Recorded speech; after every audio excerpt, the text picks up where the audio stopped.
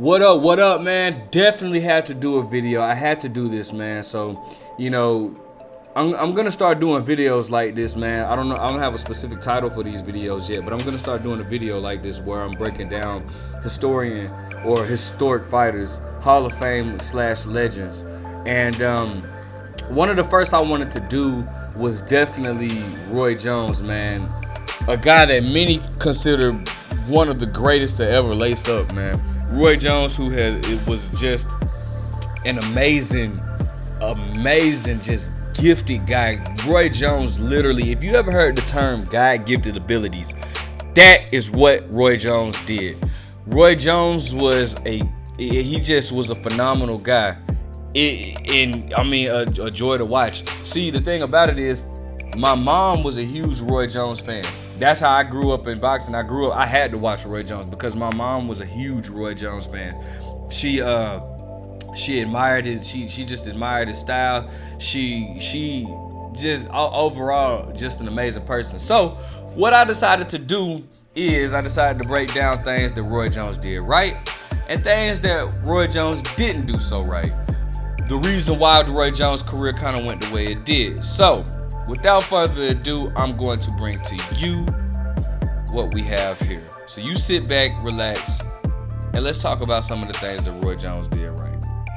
Against a formidable opponent, yeah. Would you play basketball before against a formidable opponent? Yeah, just give me one. What was the point you're trying to prove? Would you tell us by playing basketball and fighting? Well, what point is there? Well, it's like De La Hoya has Chavez, he has my friend Ike Quartet, he has Trinidad, he has a lot of people out there for opposition. I don't have anybody that the public demands to see me fight or that you guys really want to pay me enough to take a chance and go out there and fight. So I started creating challenges for myself. Basketball to prove that I can go play basketball, come out here, watch Smoking Main fight, then come and fight, prove something to myself. That anything I set my mind to, I can do. That gave me the urge to get up for this fight. Normally I would look terrible against this guy because he's a durable guy. I would have ran out of things to do. My mind wouldn't have been sharp, and this would have been a horrible night for me. You want to talk about a man with confidence, man. That is definitely one of the key factors, one of the key elements you have to have in order to be a successful boxer. You have to have confidence. Anything, and not even just in boxing, just in life in general. You have to be confident in yourself. You have to believe in yourself before anyone does. You have to see the vision before anyone does. And Roy Jones, man, did he have a lot of confidence. Not only did he have a lot of confidence, in this video you saw Larry Merchant ask Roy Jones basically like, dude, like you're playing basketball games. You're playing a whole basketball games before your fights, and Roy Jones is agreeing, saying that, yeah, man, he has to motivate himself. Even when he fights guys that are less known, that aren't on his level, he stated he has to do something to motivate himself in order to keep himself from getting bored. And so what he would do, a lot of people didn't know this a lot, what he would play celebrity games before his fights, like the day of his fights. Now I don't know about y'all, but that's some unheard of shit, bro, to play a whole damn basketball game the day of your fight, bro. Like, that shit is unheard of, man. And that shit is very, very dangerous and risky because you're risking a lot playing basketball. You don't want to roll on your ankle or, get injured or just even be fatigued with losing your legs, bro. That shit, that's a very big ass risk, but he would do that before several of his fights, man. Play basketball in like a celebrity basketball game, not like just a pickup game, but a real basketball game, bro. That shit is crazy. But the next thing that I felt like Roy Jones did very well is he's a master manipulator, bro. He got in his opponent's head so well and had his opponents do what he wanted them to do just so he can execute what he needs to do. Check these out. He missing, he's so quick countering. Get out the road, get out. Showboating by Jones. He tempts fate, I think. Left hook, and down goes Tony. Attack. Look at Jones saying, go ahead, come into the corner and get me. Trying to bait the opponent into opening himself up so that he can answer him. Come on in here and fight, he's saying to Telesco. Nah. Now, another thing I had to bring up on something that Roy Jones does very good. he controlled the distance very well.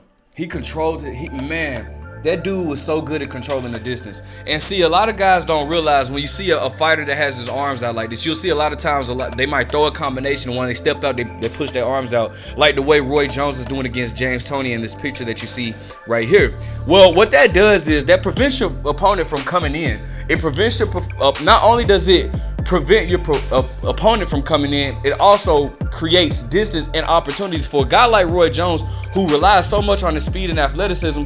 If his opponent is too close to him, he can't rely on that speed, nor can he rely on the pop of his punch, because at that point his punches are smothered. This prevents his fighter from either coming in, or it also helps set up for the right hand, which Roy Jones loves to throw. Now this right here would probably be my favorite. The angles, man. For y'all that, man, listen, bro, angles, bro, oh my goodness, bro, that is such an important key factor, especially like, well, with me, when I was competing in boxing, I competed for over a decade now, and just angles, me being a southpaw, man, angles, bro, that saves your life, because what that does then, Roy Jones, as you can see him stepping off on this angle, it looks like he's running, right? But when you step off, that puts yourself, when you put yourself in an angle, not only does that make your opponent have to reset, but it puts you in a position where you can hit them and they can't hit you. They have to reset to what you're doing. They have to reset to where you're moving at. And you move off, and a lot of times, especially off of a guy that likes to counter, once you hit him and you step off on an angle, he's countering, but he's missed by then, and now you have a position where you can land. So in the clips earlier, you saw where I posted where the self-motivation in itself, where Roy Jones motivates himself to just be the great that he is, right? And also getting in his opponent's head, i.e. what he did with James Toney. So I showed you the clip of that. Now, what I'm going to do is I'm going to show you a clip of Roy Jones versus James Toney that shows everything that I'm talking about with the different looks and making his opponents have to reset, right? The controlling the distance and his foot with his foot speed and all this, right? Everything I just talked about, aside from the showboating and everything. I want to pull up one round where he does all of that, and you pay attention, you'll see the angles, you'll see him making his opponents have to reset, giving different looks, controlling the distance, just everything that I talked about, you're gonna see in this one round. So stay tuned, check it out, man. One quick note, Gil and Larry. I was told late this afternoon by a source I trust from Roy Jones Jr.'s camp that he hurt his right hand in sparring a month ago, has not hit the heavy bag with the right hand for more than a month, has not thrown a power shot at a sparring partner with the right hand for more than a month. So he comes into the ring tonight with the right hand, a mystery to him and those around him. Putting more and more emphasis on the left hook that does the most damage for him. He's been throwing triple left hooks in sparring to make up for the absence of the right hand. And he throws a right hand there, seemingly with conviction. And Jim, you notice when James Toney stalks an opponent or when he jabs, he has a tendency to drop that right hand, which can be very, very dangerous against a good left hooker like Roy Jones Jr. There's that quick left hook, again from an unorthodox angle. Toney has blocked all of those punches. Jones short with the right hand there. Toney looking confident, if a bit defensive so far. Willing to wait, see what Jones has. Now that was beautiful, right? I mean, beautiful. Speed, angles, I mean, just beautiful distance, just beautiful, right? So, talking about a lot of things that Roy Jones does right. Well, it's not too many things he does right as a boxer. Roy Jones relied a lot on his athleticism. As a matter of fact, if you're wanting to learn how to box, Roy Jones is probably the last person that you should watch. I mean, because he just does a lot of things that break rules. All right, Roy Jones does a lot of things that break rules that would probably stress your trainer out. Okay, so now let's get into some of the things that caused Roy Jones to demise, for lack of better words. So here's a tale of two careers for you, right? You see Bernard Hopkins and Roy Jones. I love to compare these two because, right, if you look at their career, if you followed their careers the way I did, you will see that you will know that in the beginning, Roy Jones had a better career. But towards the end, obviously Bernard Hopkins had the better career. Roy Jones beat Bernard Hopkins in their first bout. In the second bout, Bernard Hopkins beat Roy Jones in a very boring fight. That's because one boxer relies on pure boxing skills, right? One boxer relies on boxing ability. The other boxer relies on athleticism. Now, here's the thing. Athleticism will get you only so far, but it's going to come a time where age starts to kick in and athleticism goes out the window. Then you can only rely on your boxing ability. And who was the better boxer out of the two? Well, I'll let you guys interpret that. This kind of reaction. Okay.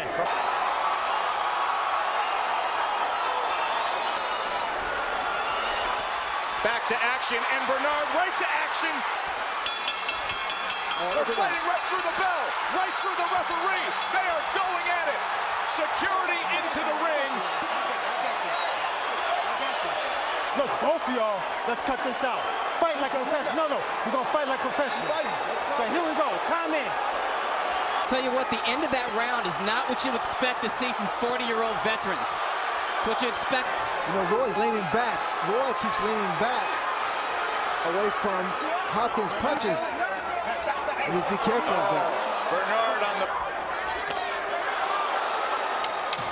Roy looks over and just...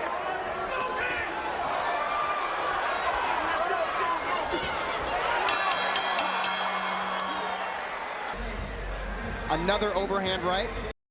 Now, shout out to Boxing Legends for that clip. Y'all make sure y'all go subscribe to them. So, as you guys can see, Roy Jones, like I said, relies so much on athleticism. He was doing things that would get him pretty much knocked out once that athleticism left. For example, keeping his hands down to bait his opponent in. Now, you got to have fast reflexes to do that. What that does is when you see people walk with their hands down, Sergio Martinez did it a lot. It's not because all the time they're being cocky. Well, Roy Jones would like to showboat and embarrass his opponents, but a lot of times that baits your opponent in. You want to bait your opponent in, you want your opponent to throw, and then you want to be able to counter. So you have to have fast reflexes in order to pull that off. Let me show you some examples. He's the only fighter in CompuBox punch stat history to have gone an entire round without being hit by his opponent. Benny Pazienza did not land a punch in the 6th round of their fight against each other. You know, I always say that regardless of what talent you have, it comes a fight sooner or later where your talent will not carry you there because of the style of the opponent or whatever. Shane Mosley learned that last Saturday night. Yeah. Dope shit, right? That probably had to be one of the best highlights like ever, bro. That was just dope. So what I was telling y'all about, you know, baiting a guy in by keeping your hands down. See, the problem with that, well, it's not a problem. The thing with that is you have to have quick reflexes and speed, bro, in order to get that off, right? What are some of the main things that go away as a fighter gets older? Their reflexes slow down and their speed slow down. Okay, so the thing is, Roy Jones wasn't able to do those incredible things that got him to such a great stature. Like I said, my coach always says this: Roy Jones was a very great athlete, not a very great boxer. Again, very great athlete, not a very great boxer. That's not discrediting Roy Jones at all if you know boxing. So here's the thing: now later on in his career, he was starting to get touched up because he didn't have those reflexes and speed. Matter of fact, why take my word? Let me show you. That is the first time in his career he's really been hurt. He's gone down before one time, but there was a perfect left hand. Roy never saw it coming.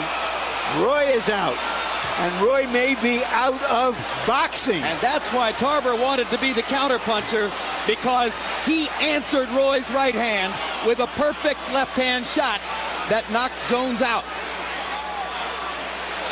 There it was. One previous knockdown against Lou DeVal, that was a flash in Madison Square Garden in New York. This is the first time. At this round right now, I think he really realizes that he's getting in jeopardy of losing the fight. Before he thought it was okay. Well, he turned it up against He takes a right hand and a left hand, and he on the canvas again for the second time in 2 fights. And for the second time in 2 fights, he's not going to get up, and he's been knocked out again. Potentially what is a 36-minute night, 12 3-minute rounds. Now that last one was from Danny Green. That one hurt. I hated that one. I want to say that was at cruiserweight. Luckily, Antonio Tarver was able to avenge Roy Jones' loss, beating Danny Green. So now I'm going to show you a clip. What I'm about to do is I'm going to show you a clip of the last clip. Right before Roy Jones got stopped, he was trying to hit him. He was trying to catch Danny Green with a check hook. Let me show you the difference between Roy Jones' hook in his prime and the hook you just saw with Danny Green. Roy Jones Jr. And there's a punch into potentially what is a 36-minute night, 12 3-minute rounds. Roy Jones Jr. Best in the world, Roy Jones Jr. And there's a best in the world, Roy Jones Jr. And there's a bro, I had to share that like multiple times just so you guys can see. Like, do you see the difference in the speed? His speed was like unreal. The shit was unhuman. And it carried him a long way. It got him very far in his career. He was a champion at 160, 168, undisputed, 175. Went all the way up to heavyweight, man. So bro, his speed was just unreal, man. His speed was unreal. But in due time, all that stuff goes away. In due time. Matter of fact, he was even in his prime, he was still making the same mistakes. Sometimes he would get clipped. He would throw combinations, and in the midst of his combinations, he would get clipped. But he was just so athletically gifted that he was able to get away from it. Matter of fact, I want to even show you guys a clip of him in his prime getting caught in exchanges. Himself comfortably ahead. He can certainly kill the clock. Big left hook. Big left hook by Jones. 2 left hooks. Tony pretending not to be hurt, but he's wobbled. Now James lands a right hand in return. Right hand counter by Tony, but Jones was moving away with the punch. Here's where Tony has to get off. When he has him on the ropes, he's got to bank to the body immediately. He's got to be busier. That left. Now, I know that last clip wasn't exactly an exchange, but that was one of my things that I was saying about Roy Jones that he would do. He was so used to getting away with basically being able to put his hands down and rely so much on his reflexes. But that caught up with him very fast. And another thing that definitely was a downfall to Roy Jones' career, well, it was a gift and a curse. Moving up to heavyweight, but moving back down from heavyweight. So, if you guys remember in the first Antonio Tarver fight, Roy Jones, before that fight, had just beaten John Ruiz for the heavyweight title. Roy Jones had to lose, they say, upwards of like 25 pounds of muscle coming into that fight. So, Roy Jones beat Antonio Tarver their first fight by majority decision, right? There's also steroids allegation that went on. I think Roy Jones got caught using the banned substance. I'm not 100% sure on that. But regardless, Roy Jones beat Antonio Tarver by majority decision. Roy Jones stated that he wasn't at his best. You know, he had to cut a lot of weight. And that's a dangerous thing to do with going up and coming back down in weight. That's a very dangerous thing to do. So with Roy Jones saying that he wasn't at his best, this is what Antonio Tarver had to say.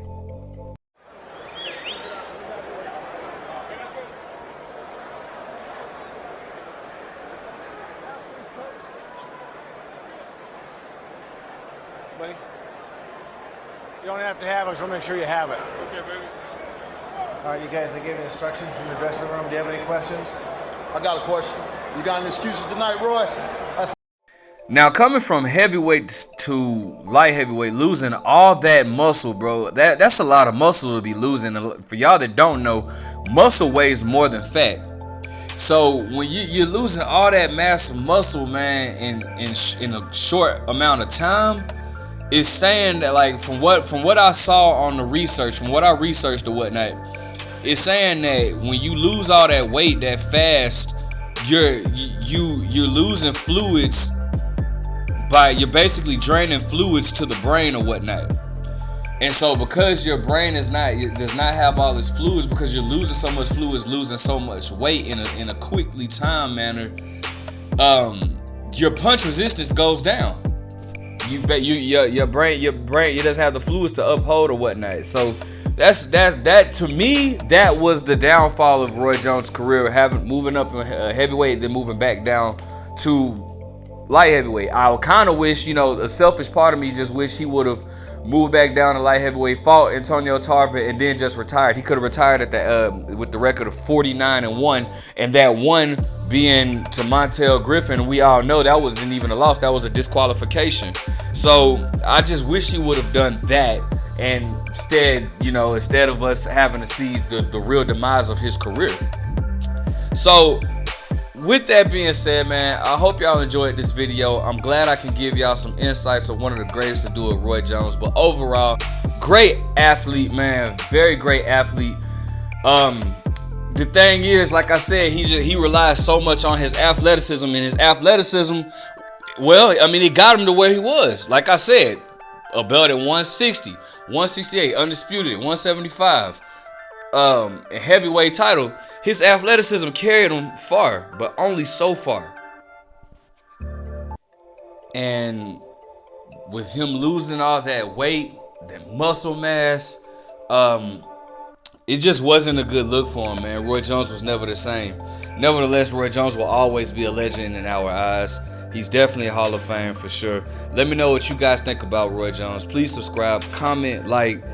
Thank you guys for watching the video. I hope you guys enjoyed. Let me know any other fighter you guys want me to break down. I'm all for it. But hey, what do I know?